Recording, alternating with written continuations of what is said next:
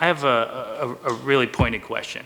If you had to pick only one, what would matter more to you? Ensuring that energy costs are as low as humanly possible for the ratepayers of New Jersey, or achieving your climate change goals? Well, so I would want to ensure that there's reliable service first, right? That's the most important thing. And I think that we can both prioritize the environment and also energy costs as we have been doing in this administration. They're both important. What's more reliable, wind energy or natural gas? What gets a more steady stream of electrons on a regular basis? Yes, I think that natural gas is more reliable, but wind with storage is also reliable. Okay, so let me ask you this. Why did the BPU decide that offshore wind at the cost of about 150 megawatts an hour was a better allocation of ratepayer money and taxpayer money than building more natural gas plants, which generally are $10 to $15 a megawatt hour? Well, the goals of the administration are to move to clean energy, right? And the environment is very important, as is public health. There we go. So that's perfect. That's what I want to hear. The goals of this administration are moving towards clean energy. Really doesn't have anything to do with keeping ratepayer costs low. It's an ideological goal, and that's how decisions are made. How much have you spent, and how much will we spend on transmission for offshore wind? For instance, the Larrabee plant that's still getting built right on the outskirts of my district, I believe in your district, Assemblyman, and they're going to be tearing up Seagirt and Manasquan for the transmission lines. How much has been spent so far and will be spent? I would have to look at that, but we want to make sure that transmission is available for all resources, not just offshore wind. Okay, well, those transmission lines specifically are for offshore wind, just like the wind port and everything like that. The answer is about $2 billion taxpayer dollars. So I noticed earlier when you were talking, you tended to blame President Trump for the offshore wind industry collapsing. I remember one of my last days as mayor of Point Pleasant Beach, I came and I testified, and I talked about how financially inept Oyster was and how they had been bailed out before by some of their financial stakeholders, and I listed all the problems there.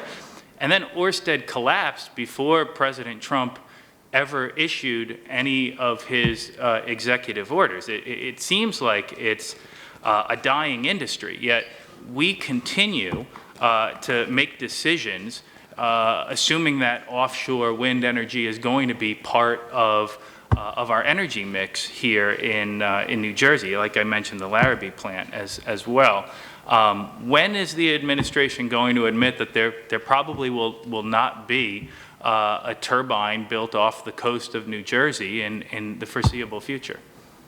I think that's a question for the Trump administration, not this administration. I'm talking about this administration. Well, we hope that the Trump administration will turn to support offshore wind because of the generation resource that's available. So even now, after seeing the repercussions of our failed investments, seeing that the wind industry cannot stand on its own financially despite all of the subsidies that we're planning to give them, and the fact that the cost per megawatt hour was actually going to increase. I mean, ratepayers were going to pay more for wind energy after they all subsidized the industry anyway. We're still blaming President Trump, and still, even let's say afterwards there's a Democrat in the White House and they green light offshore wind again, you still would be putting taxpayer dollars behind offshore wind instead of natural gas and some of the lower cost energy sources, right? We'd be right back here again. Without new generation, ratepayers are experiencing significant cost increases. That is why we are here today. So we need new generation to bring costs down. But you can look at that. You mentioned earlier that you personally went to see if Oyster Creek could be repurposed, right? Oyster Creek only went offline because the DEP said that they needed to build a new cooling tower, and financially it wasn't feasible for them. And in fact, there was a Democratic bill, I believe, in 2021 that had a ton of steam. I think it was Assembly Bill 4064.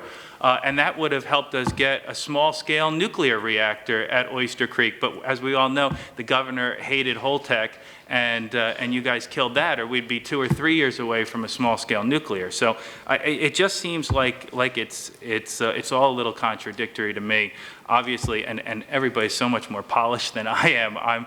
I'm just kind of a rube when it comes to a lot of this stuff, but I see the blame with PJM, and I think the blame is all with the administration and with the BPU.